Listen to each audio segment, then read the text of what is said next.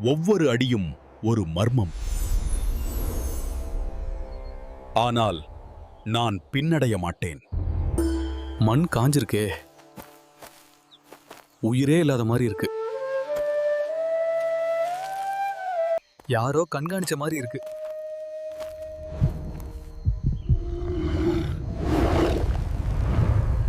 இந்த குரல்கள் மனித குரல் இல்ல, மர்ம உலகின் அழைப்பு போல இருக்கு.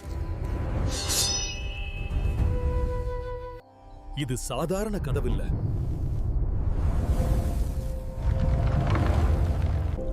இந்த குகை